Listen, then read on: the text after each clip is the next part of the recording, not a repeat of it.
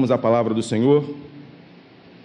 Confesso aos irmãos que quando o pastor Bruno me convidou para estar trazendo a mensagem, era para eu estar pregando 2 semanas atrás, aí tive Covid, não pude estar aqui na igreja, aí passei todo o período de quarentena, enfim. E fui perguntar ao Senhor o que trazer à igreja da parte do Eterno, num período tão difícil que a gente tem vivido, o que trazer a mensagem o Senhor queria que nós trouxéssemos à igreja nesses momentos que a gente tem passado. E fui para o joelho, para minha casa, orar, buscar ao Senhor, para entender aquilo que o Senhor desejava para a igreja. E nesta manhã, igreja, eu gostaria de falar com vocês sobre o tempo. Tempo esse que muitas das vezes a gente diz que não tem. Tempo esse, muitas das vezes, que dizemos que estamos ocupados. Tempo esse que falamos que não temos para se dedicar à obra do Senhor. Tempo esse que dizemos que não temos para orar. Tempo esse que dizemos que não temos para buscar a presença do Senhor.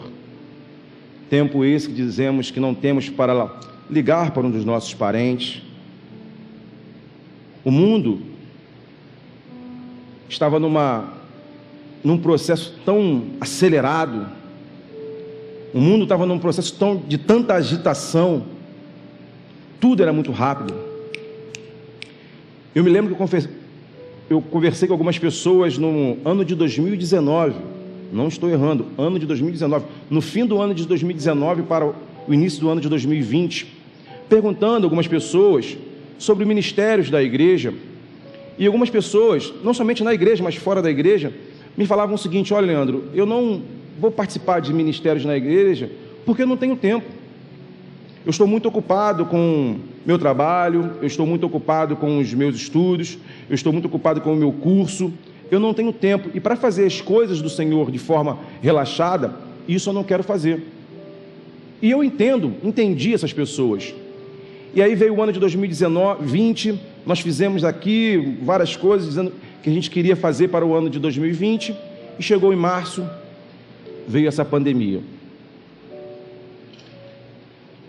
E a pandemia, ela veio travar um pouco a humanidade. Como eu tinha falado, a gente estava numa agitação muito forte. Tudo muito acelerado, muito acelerado. E o Senhor permitiu que esta pandemia chegasse de forma mundial e travasse as pessoas. As pessoas que estavam agitadas, as pessoas que estavam correndo, as pessoas que estavam ali em um mundo totalmente aleatórias, retornam para suas casas em uma quarentena de 6 meses. Só que permissivas por Deus, é claro. Só que esta pandemia veio mostrar 2 tipos de crentes. É claro, falando especificamente dos crentes. Esta pandemia veio dividir, veio mostrar 2 tipos de pessoas. Você falava muitas das vezes que não tinha tempo para orar. Você falava que não tinha tempo para buscar ao Senhor. Você falava que não tinha tempo para ler a palavra do Senhor. Não tinha tempo para se dedicar às coisas do Senhor, porque a vida estava muito agitada e você não conseguia se concentrar e dar o melhor ao Senhor. E o Senhor permite que esta pandemia venha e pare com tudo. E aí você vai para dentro da sua casa. E o primeiro grupo de pessoas é aquele que dizia que não tinha tempo, começou a ler mais a Bíblia, começou a buscar mais o Senhor, começou a dar mais tempo para a sua família. Aqueles que não tinham tempo para os seus filhos, começaram a parar e a falar com seus filhos, conversaram com seus filhos, entenderam os seus filhos. Aqueles que não tinham mais tempo, começaram a ouvir as suas esposas e seus esposos, começaram a ligar para os seus pais, começaram a falar com pessoas que não estavam acostumadas, começaram a se preocupar com pessoas. Este é o primeiro grupo. Mas aí vem o segundo grupo que dizia a mesma coisa, que não tinha tempo, que não podia fazer isso, porque não podiam fazer aquilo, e veio a pandemia, e essas pessoas continuaram a fazer as mesmas coisas. Elas não tinham tempo para ler a Bíblia, elas não tinham tempo mais, elas não têm tempo mais, elas não liam mais, elas não se dedicavam, elas não oravam, elas permaneceram da mesma forma, elas já não se importavam com as pessoas, elas já não falavam com seus filhos, não falavam com suas esposas, com seus esposos. E aí veio mostrar o seguinte, igreja: o problema não está no tempo, o problema está em você, no seu caráter. O problema não está na falta de tempo que te faz deixar de ouvir a palavra do Senhor. O problema está em você. Deus veio mostrar através desta pandemia que não é questão de tempo, é questão somos nós. Eu não sou menos crente, eu não deixo de orar, de ler, porque eu não tenho tempo, é porque eu não quero. É porque isso está dentro de mim, dentro da minha integridade, e fica se mentindo, fingindo. Não é o tempo, é você. O problema está em você, no seu caráter, naquilo que você entende que é ser crente, não ser crente. Entendemos que a pandemia podemos tirar coisas positivas, igreja. Realmente tinham pessoas que estavam com dificuldade, mas outras não. E é isso nesta manhã que o Senhor veio trazer. O tema desta mensagem: o tempo que nos traz experiência e que muda o nosso caráter. Falar sobre o tempo é falar de um homem que escreveu muito sobre o tempo. Salomão, filho de Davi. A palavra de Deus diz que Salomão escreve 3 livros, na verdade: livro de Eclesiastes, livro de Cantares e livro de Provérbios. Nesta manhã nós vamos ver 3 personagens diferentes, que é a mesma pessoa, que escreve 3 livros, mas quando você a fundo chega nesses livros, parecem ser pessoas diferentes que escreveram. Salomão. E o desejo nesta manhã é que eu e você saímos daqui entendendo em qual período ou fase da vida de Salomão que nós estamos. Mas antes de falar sobre Salomão, eu queria vir lá atrás um pouquinho para falar sobre o seu pai, Davi, para que pudéssemos entender um pouco sobre a vida de Salomão. A palavra de Deus nos diz em 2 Samuel capítulo 11 que Davi, pai de Salomão, estava no seu terraço. A Bíblia nos fala que era momento dos reis estarem na guerra. Nesse período Davi não foi para a guerra, Davi ficou em casa, estava no lugar errado e na hora errada. A Bíblia nos fala que Davi estava no seu terraço, ele olha e vê uma mulher tomando banho, Betsebas, e Davi se encanta por aquela mulher. Davi pede para que um dos seus subordinados, súditos, fossem buscar a Betsebas, conversa com Betsebas, traz ela para o seu reino, e Davi a possui. Betsebas tinha um marido chamado Urias. Era um homem guerreiro e estava na batalha nesse período. E Davi comete isso. Davi tem relações com Betsebas. Ela retorna para sua casa. Tempos mais tarde ela volta ao rei, à presença do rei, dizendo: olha, eu estou grávida. E ali deve começar, vou conjecturar, e ali começa de repente o desespero de Davi. Um rei, que ele iria falar para o povo? Ele possuía uma mulher que era casada. E Davi faz o seguinte: pede para que o seu general chame Urias, lá de frente da batalha. E Urias vem. Davi vai, faz um banquete para ele, ele come, bebe. E Davi fala o seguinte para ele: vai para a sua casa, fique com a sua esposa. Urias sai e fica à porta da sua casa, ele não entra. De manhã, Davi pergunta aos servos: Urias entrou? Não, ele está à porta. Então ele chama Urias novamente à sua presença. Urias, por que você não entrou? Não, como é que eu poderia, meu rei? Os soldados na guerra e eu aqui, né, dentro de casa, relaxando. Então Davi começa a embebedar Urias, a vinho para ele, de forma que ele ficasse bêbado, e pudesse entrar em sua casa. E manda Urias novamente. Urias não entra para a sua casa. E Davi sabe disso. Então ele faz algo pior, Davi. Ele chama o seu general e fala o seguinte: olha, pega Urias e coloca ele lá na batalha mais complexa, mais ferrenha, para que morra. Para que morra. E o general faz isso. Bota Urias lá na frente da batalha. E Urias morre. Davi faz isso para esconder o seu pecado. Mas nada foge do controle do Eterno. E ele é advertido pelo seu sacerdote, pelo sumo sacerdote, Natã, que repreende ele. Mas por que eu estou contando essa história? Porque eu falei isso antes. Porque este homem, igreja, em Atos, abra sua Bíblia, Atos capítulo 13, este homem que levou Urias à morte, este homem que forjou todo um plano para encobrir os seus pecados, este homem, Atos 13, versículo 22, Atos 13, versículo 22,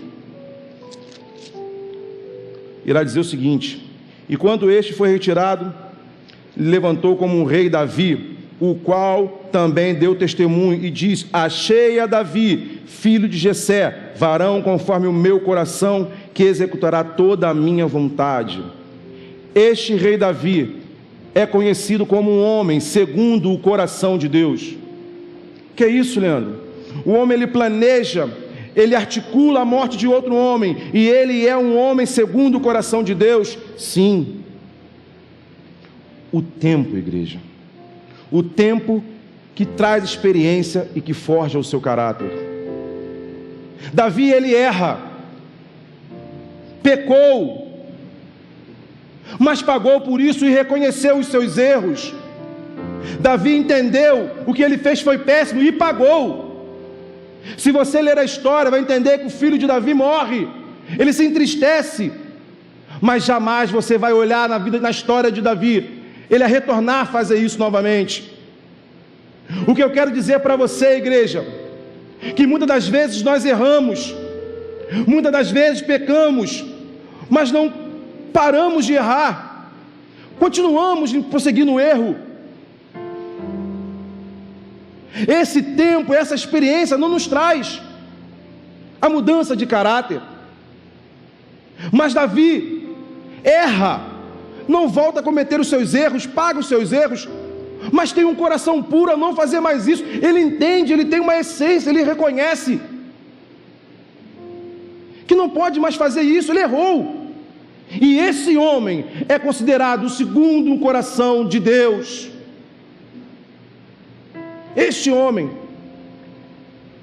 a palavra de Deus vai dizer, e aí o filho de Davi com Betseba, o primeiro filho, ele nasce, mas vem ficar doente e morre. E o segundo filho de Davi com Betseba é Salomão.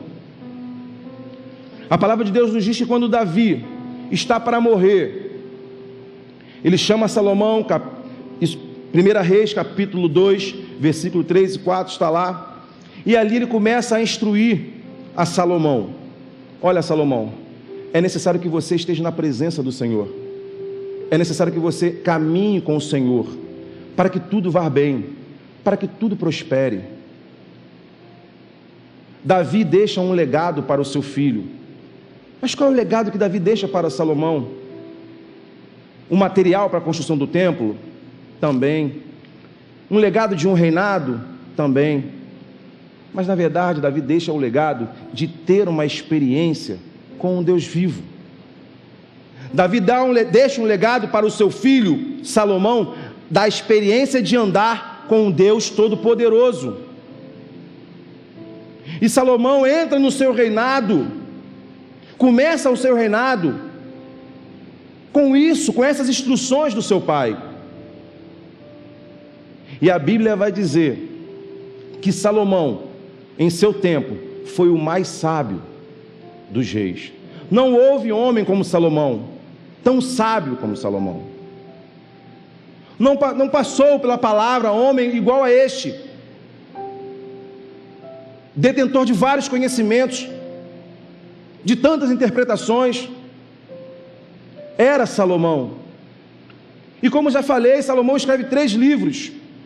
Não estão em ordem cronológica na palavra do Senhor, mas o primeiro livro que Salomão escreve é o livro de Cantares de Salomão.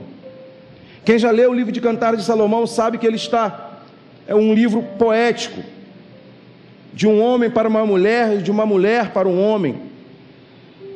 A palavra de Deus nos diz que Salomão, ele teve 700 mulheres e 300 concubinas.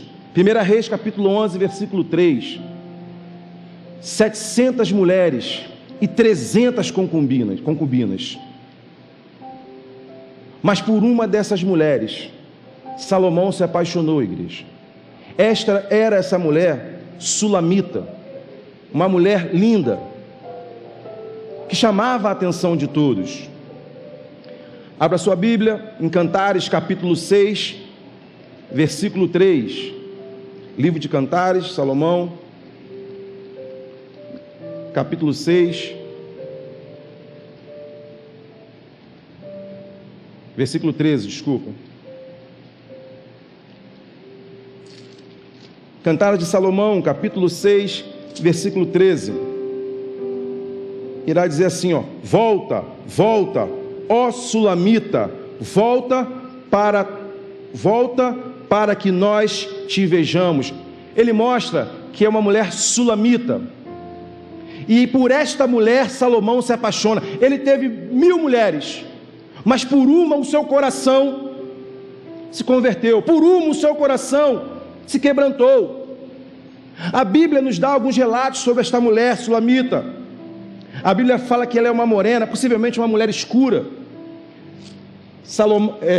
Eclesiastes capítulo 1, vamos ler? Eclesiastes capítulo 1, versículo 5, vai dizer assim, ela dizendo: eu sou morena e agradável, ó filha de Jerusalém, como as tendas de Quedar e como as cortinas de Salomão. Não olheis para eu ser morena, porque o sol resplandeceu sobre mim. Os filhos da minha mãe se indignaram contra mim e me puseram por guardar as vinhas. A vinha que me pertence não guardei. Então a Bíblia nos relata que era uma mulher diferente para o seu tempo, uma mulher que Salomão se encanta. Por isso o livro de Cantares. Salomão é um jovem, igreja. Salomão não está preocupado com as coisas do seu reino ainda, ele está preocupado com a questão feminina, a questão do ser homem. Salomão se encanta por aquela mulher, ele está apaixonado por aquela mulher.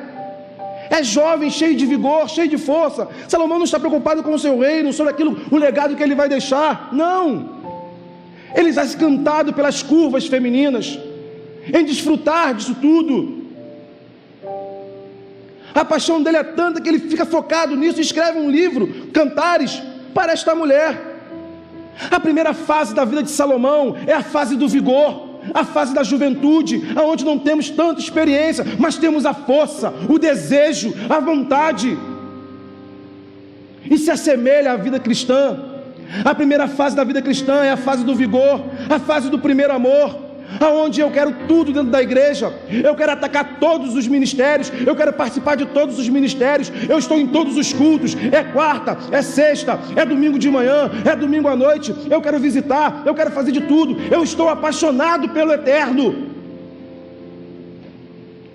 eu estou apaixonado por Deus, eu quero Deus em todo tempo, em todo momento. Não me importa o meu trabalho, não importa as coisas que eu tenho que fazer, eu vou dar um tempo de estar diante do meu Deus.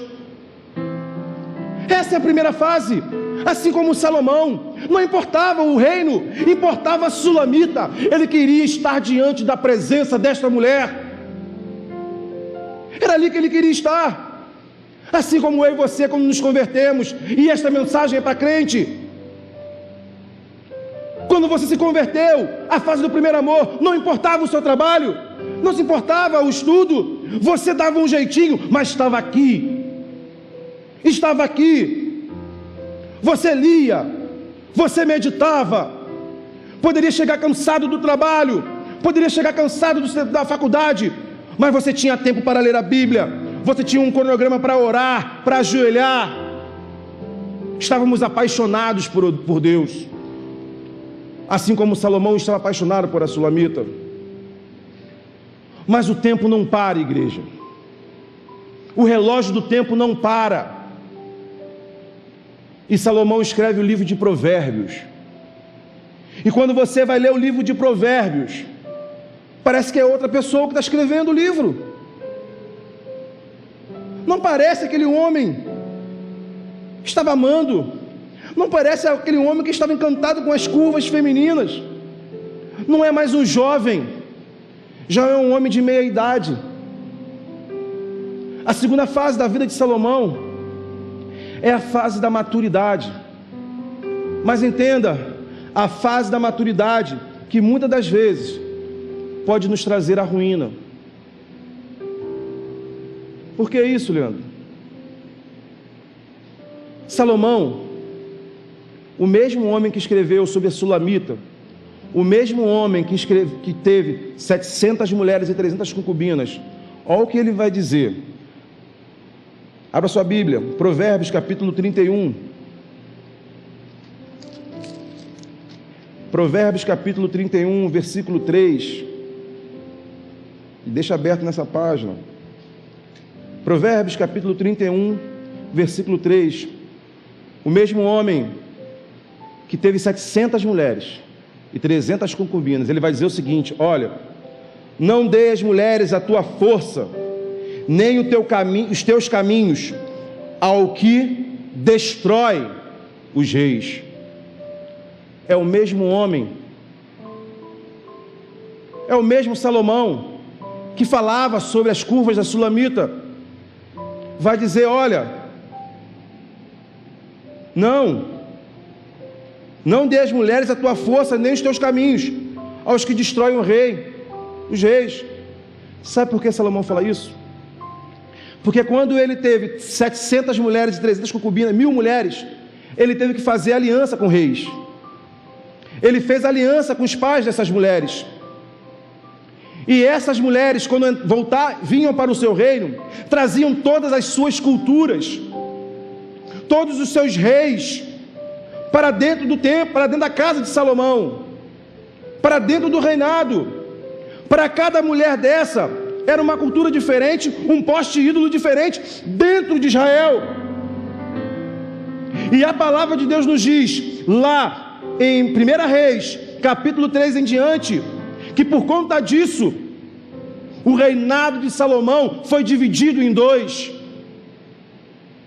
O Senhor só não tira o reinado de Salomão por amor ao Davi. Você pode ler isso na palavra do Senhor. Mas o Senhor vai dizer: olha, Salomão, eu vou dividir o seu reino, por conta que você não fez as coisas que eu te pedi. O que eu quero dizer isso para você, igreja? Salomão, ele já não estava mais preocupado em falar sobre as curvas da Sulamita.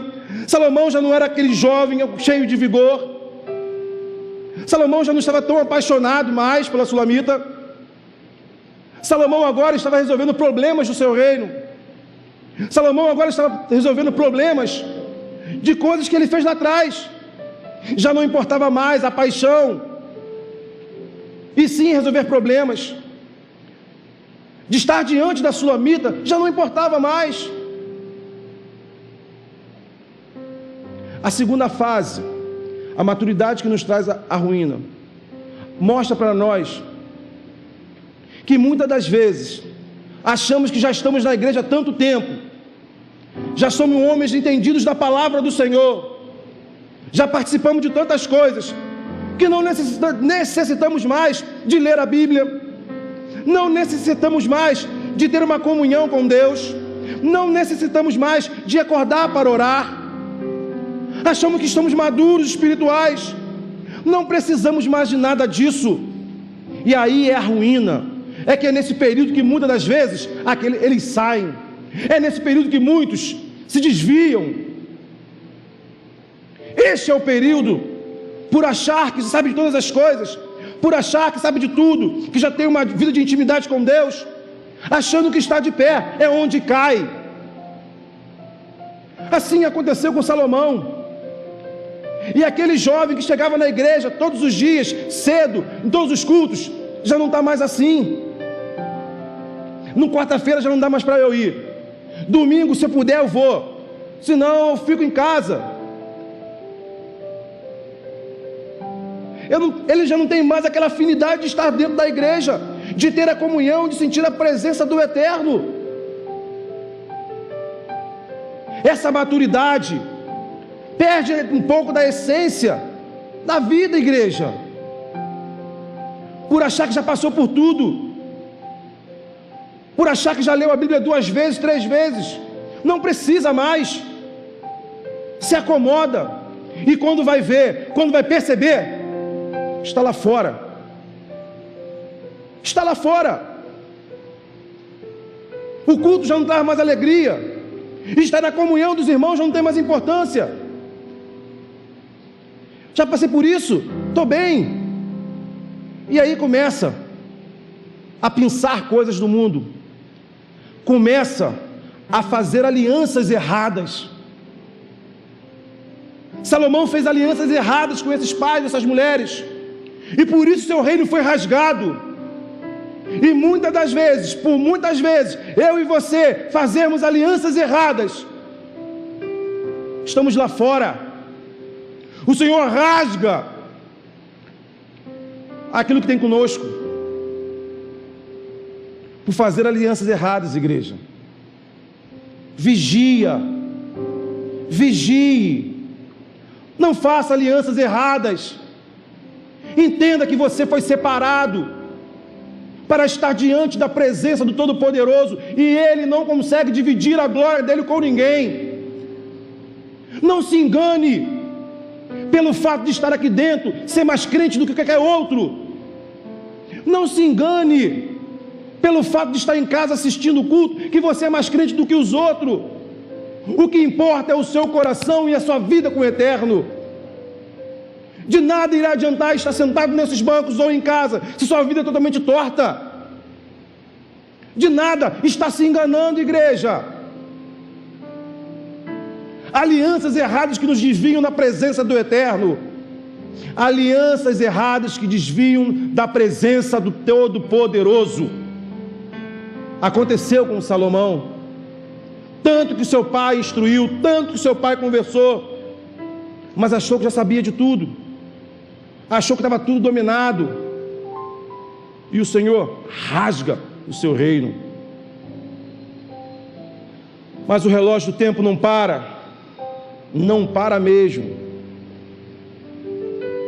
E Salomão escreve o último livro dele, o livro de Eclesiastes. Já não é mais um jovem, já não é mais um homem de maturidade, de meia idade, já é um velhinho, já é um senhor. E aí Salomão chega e escreve Eclesiastes capítulo 1. Abra sua Bíblia. Eclesiastes capítulo 1.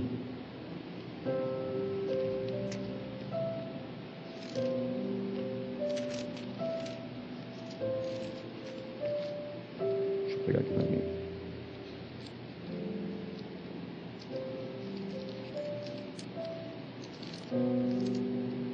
Só um minutinho que aqui, ó.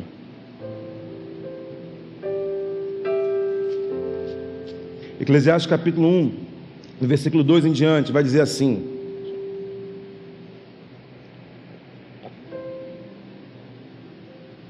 Salomão escrevendo: vaidades,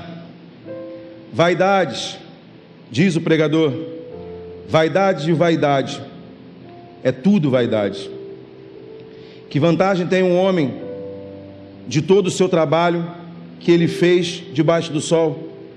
Uma geração vai, a outra geração vem, mas a terra para sempre permanece. E nasce o sol, e põe o sol, e volta ao seu lugar de onde nasceu. O vento vai para o sul, e faz o seu giro para o norte, continuamente. vai gerando vento e volta fazendo os seus circuitos. Todos os ribeiros vão para o mar, e contudo, o mar não se enche para o lugar da onde os ribeiros vão, para aí tomar eles a ir. Todas essas coisas se cansam tanto que ninguém pode declarar os olhos que se fartam de ver, nem o ouvido de ouvir. O que foi isso, ou o que há de ser? O que se fez, isso se torna a fazer, de modo que nada há de novo debaixo do sol. Eclesiastes capítulo... Último livro de Eclesiastes, 12. Eclesiastes 12.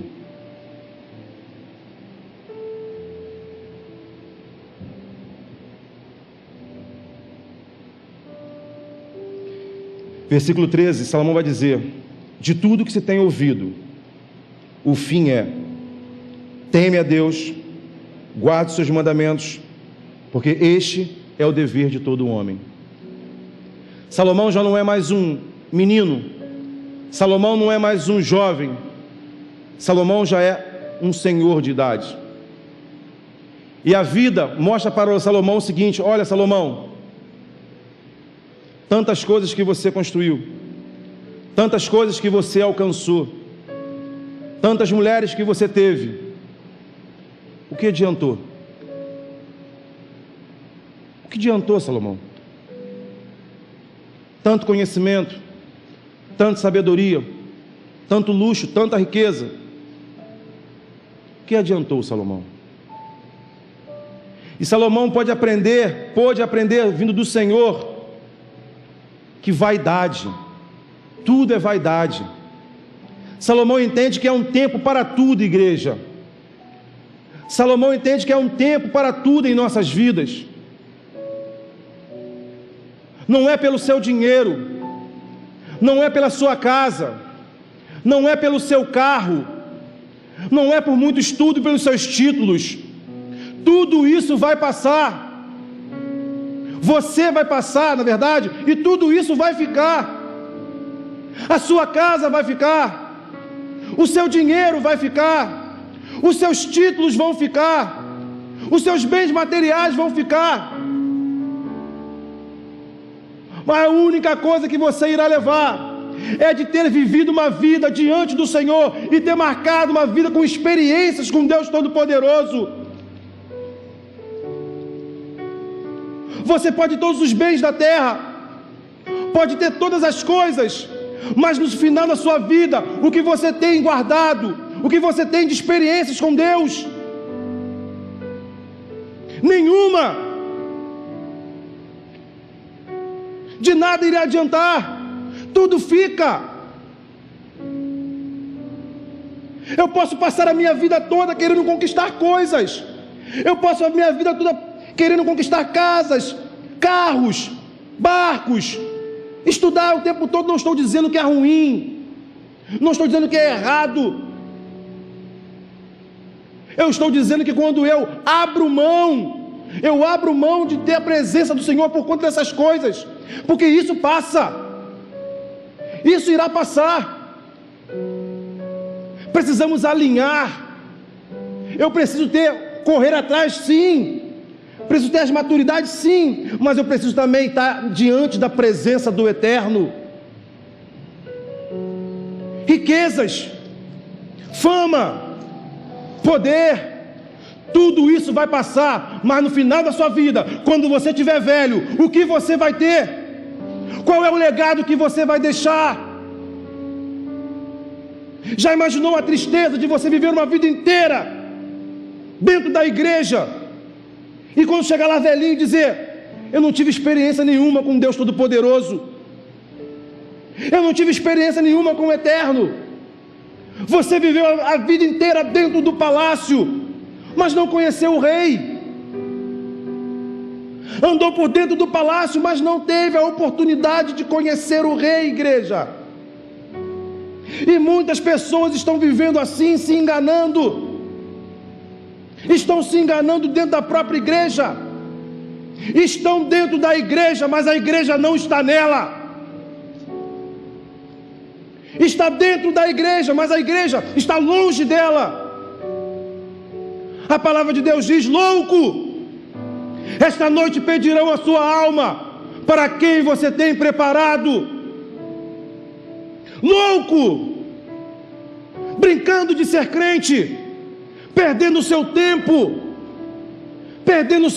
domingo, escutando palavras, mas a sua vida não muda. Louco, depositando suas forças em coisas que vão passar, depositando seu tempo em coisas que vão ficar. Mas qual é a experiência marcante que você teve com o eterno? Qual é o legado que você deixa no final dos seus tempos, dizendo: olha, eu tive essa experiência com Deus Todo-Poderoso, neste período nós conversamos, eu tive essa oportunidade, Ele falou comigo assim como Jacó teve, assim como Moisés teve, assim como José teve, assim como Davi teve. E qual é a sua experiência com Deus? Estamos cheios, abastados em tecnologia, temos tudo: WhatsApp, Instagram, televisões, várias formas, temos tudo. Mas e a presença com Deus Todo-Poderoso? Qual é o tempo que você tem se dedicado a ouvir a palavra de Deus? Não somente ouvir, mas praticá-la. Qual foi a última vez que você pregou para alguém? Como tem sido o seu testemunho? As pessoas perto da sua casa sabem que você é crente. As pessoas no seu trabalho sabem que você é crente e dá bom testemunho disso. Quantas vezes esse ano ou ano passado você falou de Jesus para alguém? Quantas vezes? Quem é você muitas das vezes quando ninguém está vendo? Quem é você quando está diante do computador? Quem é de você quando está diante do telefone e ninguém está vendo? Achando que ninguém está vendo? A pandemia veio, deu uma freada, de forma que você pudesse ler a palavra do Senhor, buscar a presença do Senhor, e você de nada fez. É muito mais tempo em mídias sociais do que ter tempo para ler a palavra do Senhor. Estão se enganando vocês mesmos. Mas quando chegar aqui, velhinho, igual a Salomão, vaidade, tudo é vaidade, mas o que importa na verdade é ter uma vida diante do Eterno com uma experiência marcante. Isso que importa, igreja, isso é que importa. E Salomão, mesmo tendo as suas dificuldades, pôde entender isso. E qual fase da vida nós estamos, igreja? Da vida, nessas três partes da vida de Salomão que nós passamos. Estamos na fase do primeiro amor. Estamos na fase da maturidade, que muitas das vezes nos leva à ruína. Achamos que já sabemos de tudo, não nos importa mais ouvir, ler, não nos importa mais. Ou estamos na fase da experiência, que muda o nosso caráter. Aquelas coisas que decepcionavam a Deus, a gente converte nosso coração e muda a nossa postura, as nossas atitudes. Para quem você tem preparado a sua alma, igreja? Você que está em sua casa, como anda a sua vida? Como anda a sua comunhão com o Eterno? Você que está aqui, de nada irá adiantar você ouvir isso aqui hoje, se a mensagem não cair em solo fértil e você absorver isso. Porque se a mensagem cair em solo rochoso, se a mensagem cair em solo espinhoso, sairá mais uma vez por aqui, entrar por aqui e sairá por aqui, igreja. Não perca seu tempo se enganando, porque dele não tem como mentir. Falamos isso, que ele sonda o coração do homem e conhece os desejos de cada um. Ele sabe que é passado pela sua vida, ele sabe que é passado pela minha vida. É momento, gente. O Senhor está às portas e essa pandemia mostra isso. Algo que jamais vimos na nossa vida, algo que já meus pais não viram. O Senhor está às portas e muitas das vezes nós estamos brincando de ser crente, achando que pelo fato de falarmos, geramos algo que somos crentes realmente. Só o Eterno, só a convicção minha e do Eterno pode dizer isso. Em nome de Jesus, que possamos mudar as nossas atitudes, que possamos reconhecer que é importante ter estudo, é importante buscar as coisas melhores, é importante. Mais importante é estar diante do Deus Todo-Poderoso, estar diante da presença do Eterno e ter uma vida marcante no sobrenatural com Deus poderoso. Amém? Feche teus olhos. Está orando.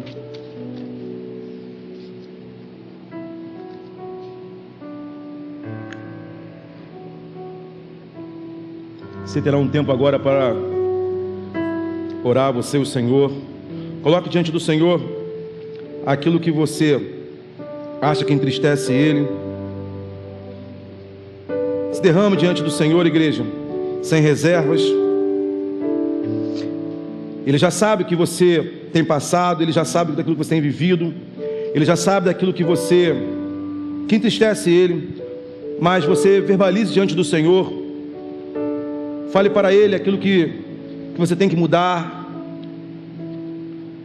em nome de Jesus. Tenha esse tempo com Deus.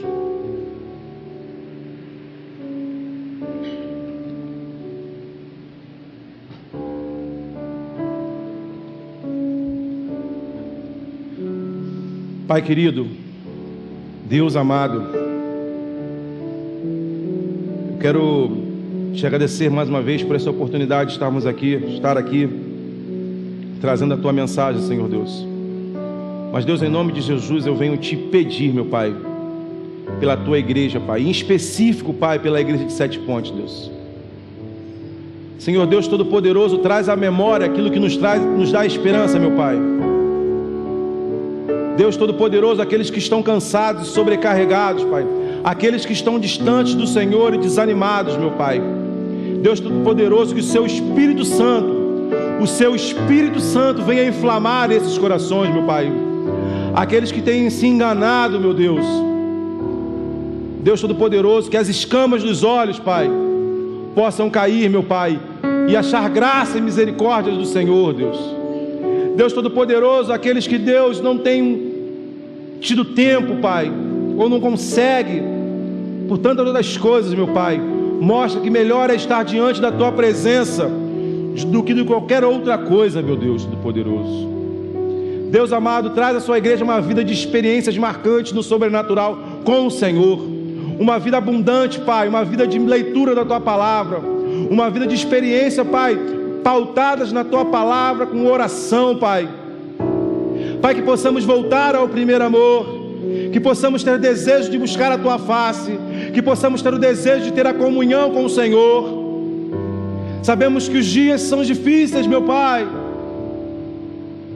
Sabemos que os dias são terríveis, mas o Senhor tem o controle de todas as coisas, meu Deus. Deus, não deixe que a falta de tempo, a desculpa da falta de tempo, nos impeça de estar diante da presença do Senhor. Deus amado, mas converta os nossos corações em Cristo Jesus, e que o nosso coração, Pai, derrame diante do Senhor, Pai, se dobre diante do Teu senhorio, em nome de Jesus, meu Pai. Em nome de Jesus, faça uma igreja vitoriosa, Pai, uma igreja viva, uma igreja verdadeira e que adora o Senhor de verdade, em espírito, Pai, e em verdade. Uma igreja, Pai, sem ruga, sem mancha, voltada para o Senhor. Não queremos ser mornos, Senhor. Não queremos ser mornos, porque a Tua palavra nos diz que o Senhor vomita, que é abominável ao Senhor, Pai, aqueles que estão em cima do muro. Deus Todo-Poderoso, queremos ser cheios do Espírito Santo. E aqueles, Pai, que estão em dúvida, Pai, traga para a Sua maravilhosa luz, porque aqueles que estão em dúvida estão nas trevas. em nome de Jesus, meu Pai, em nome de Jesus. Aleluia, amém, Pai.